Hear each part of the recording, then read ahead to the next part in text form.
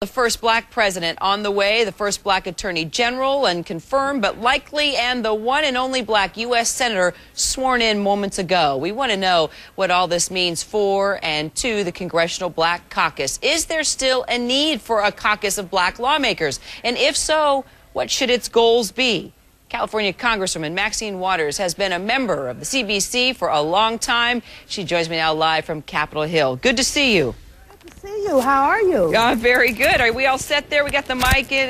Yeah, there we go. You look good. Well, all right. I'm a little crooked here. That's all right. And you're live now. So okay, I know they're stepping in front of you and trying to get you situated, but that's okay. It makes it more casual, right? Oh, I don't know. If it's okay with you, it's okay with me. I tell you what, Congresswoman, while you get situated there, I'm going to go ahead and ask you a couple questions. Yes. All right, let's start with Roland Burris. I wanted to ask you, I didn't have a chance to ask you before, is every black politician that is sworn in automatically a member of the Black Caucus? No, the person must join. They must want to be a member of the Black Caucus.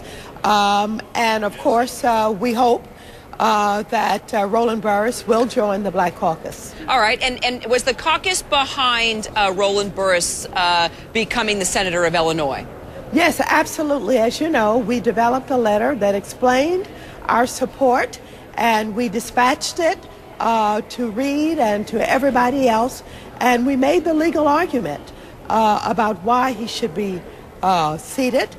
We pointed out that he had been appointed by the sitting governor no matter the government had been accused. The fact of the matter is he was a governor who was going about his daily duties, signing bills and other gubernatorial responsibilities. You could not isolate out this one responsibility and say you can do all the other things as governor, but you can't appoint. And so that was the basic point.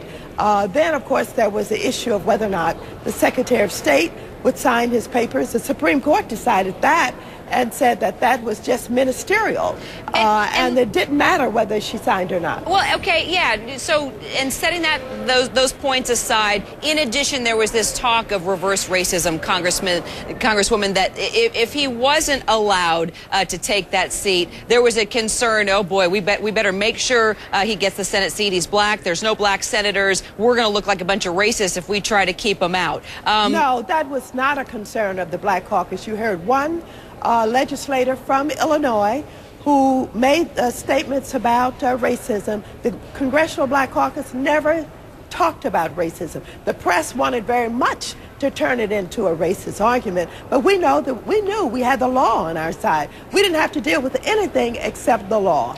Well, we definitely didn't want to turn it into a racist argument. We were just covering, covering all the angles out there. There were others who really did try to play the race card on that. We didn't. And we obviously, this is a whole new era we're moving into. We want to move away from pulling the race card. We want to talk about quality and effective leadership, which brings me to the Black Caucus. For 40 years, it's been extremely effective for black leaders. Basically, it's been the Black Power Bunch there in Washington. So I want to ask you, there's been talk that maybe the Black Caucus may not be needed. Maybe it'll be less effective because now there's a black president of the United States. What's your feeling? Does the Black Caucus... Course, again, that's, the media and pundits who make up those kind of theories.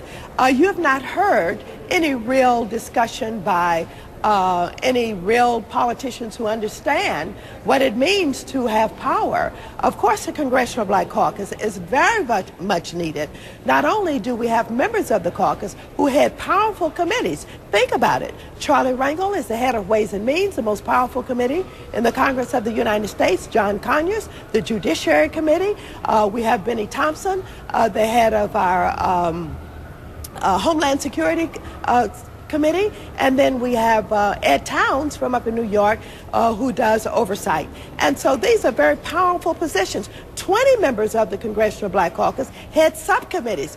We're very, very important to this institution. We're very much needed to talk about the gaps in sensitivity to those issues that are concerning the least of these. We're very much still have to deal with whether or not there are equal opportunities for all Americans. We're very much needed to help this country get on a completely equal footing. And so we're needed and will be needed for a long time to come. California Congresswoman Maxine Waters. Will be interesting to watch how the Black Caucus does work alongside the first African-American president of the United States. Congresswoman, thanks for your time. You're very welcome.